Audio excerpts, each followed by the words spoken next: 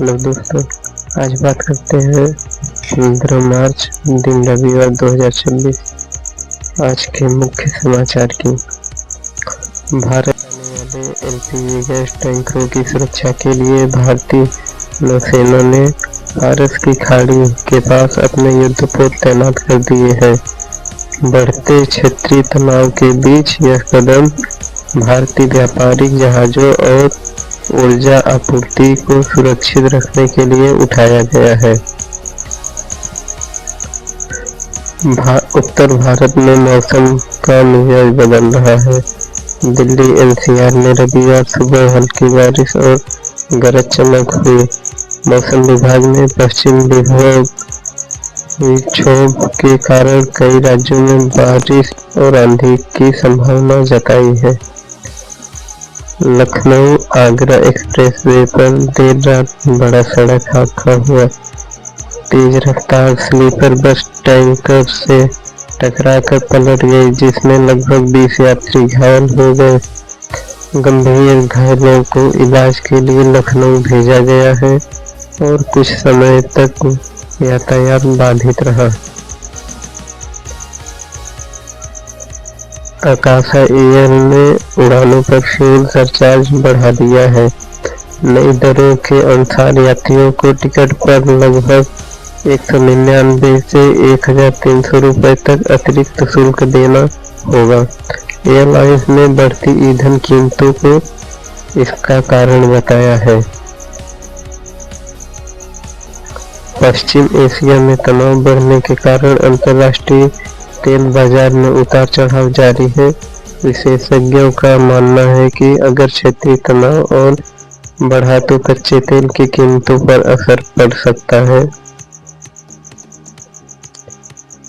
रूस ने दावा किया है कि उसने यूक्रेन के 65 ड्रोन मार गिराए हैं।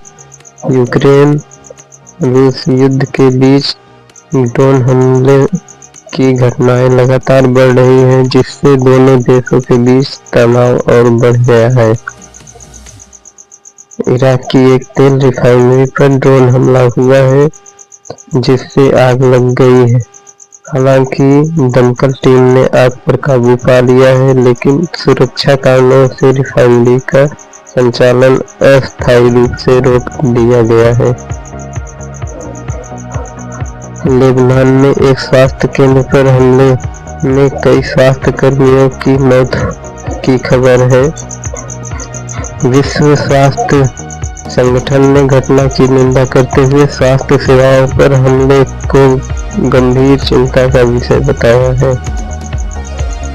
ईरान और इजराइल के बीच तनाव लगातार बढ़ रहा है। हालांकि हमले के बाद दोनों देशों के बीच संघर्ष की स्थिति बनी हुई है और आम लोगों पर इसका बड़ा असर पड़ सकता है। उत्तर प्रदेश के देवरिया में राष्ट्रीय लोक दल नेता जयंत चौधरी ने जनसभा को संबोधित किया। पार्टी पूर्वी उत्तर प्रदेश में अपने संगठन को मजबूत करने की रणनीति पर काम कर रही है।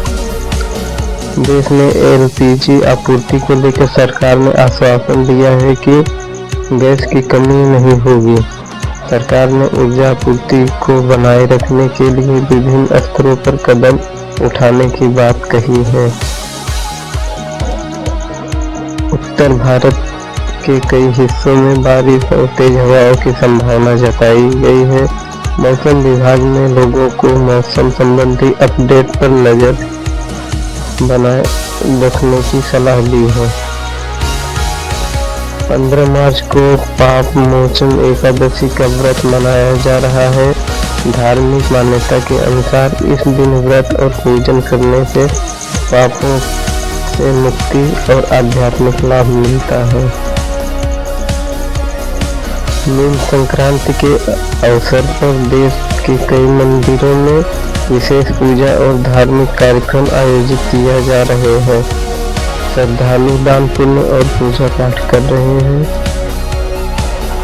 चंद्रमा के मकर राशि में होने से ज्योतिषीय दृष्टि से यह दिन ज्ञान और निर्णय क्षमता बढ़ाने वाला माना जा रहा है। कई लोग इन दिन धार्मिक अनुष्ठान कर रहे हैं।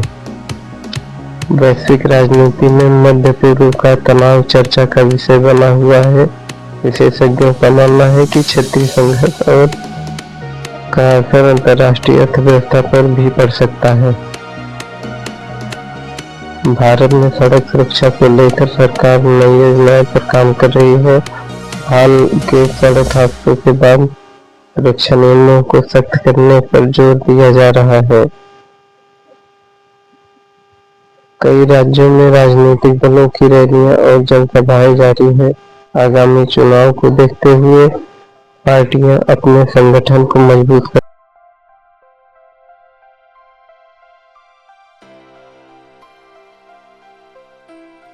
आज का समाचार यहीं समाप्त होता है।